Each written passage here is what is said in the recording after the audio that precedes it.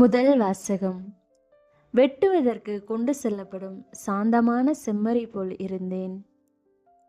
இறைவாக்கினர் எரேமியா நூலிலிருந்த வாசகம் 11வது அதிகாரம் 18 20 முடிய உள்ள இறை வார்த்தைகள்.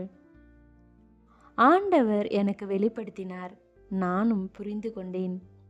பின்னர் நீர் அவர்களின் செயல்களை எனக்கு காட்டினீர்.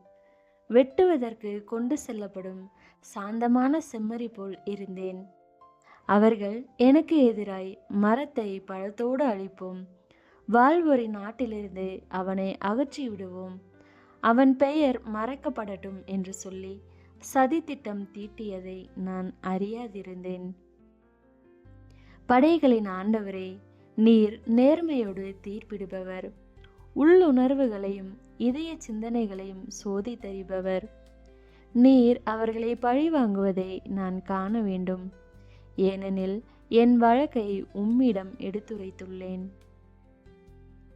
ஆண்டவரின் அருள்வாக்கு. கிறிஸ்துவே உமக்கு புகழ். பதிலுரை பாடல். பல்லவி. ஆண்டவரே, உம்மிடம் அடைக்கலம் புகுந்துள்ளேன்.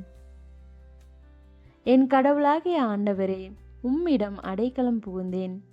என்னை துரத்துவோர் அனைவரிடமிருந்தும் என்னை காப்பாற்றி தப்புவியும். இல்லையெனில் என் எதிரிகள் சிங்கம் போல என்னை பீறி கிழித்து போடுவார்கள். விடுவிப்போர் எவரும் இரார். பல்லவி. ஆண்டவரே, உம்மிடம் நான் அடைக்கலம் புகுந்துள்ளேன். ஆண்டவரே, என் நேர்மைக்கும் வாய்மைக்கும் ஏற்ப எனக்கு தீர்ப்பளியும். பொல்லாரின் தீமையை முடிவுக்கு கொண்டு வரும், நல்லாரை நிலைநிறுத்தும். நீர் எண்ணங்களையும் விருப்பங்களையும் கண்டறிபவர், நீதி அருளும் கடவுள். பல்லவி. ஆண்டவரே, உம்மிடம் நான் அடைக்கலம் புகுந்தேன்.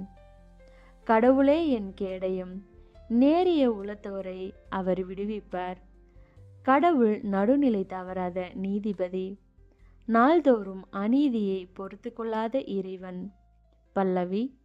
ஆண்டவரே, உம்மிடம் நான் அடைக்கலம் புகுந்தேன். நற்செய்திக்கு முன்வசனம். தம் ஒரே மகன் மீது நம்பிக்கை கொள்ளும் எவரும் அழியாமல் நிலைவாழ்வு பெறும் பொருட்டு அந்த மகனையே அளிக்கும் அளவுக்கு கடவுள் உலகின் மேல் அன்பு கூர்ந்தார்.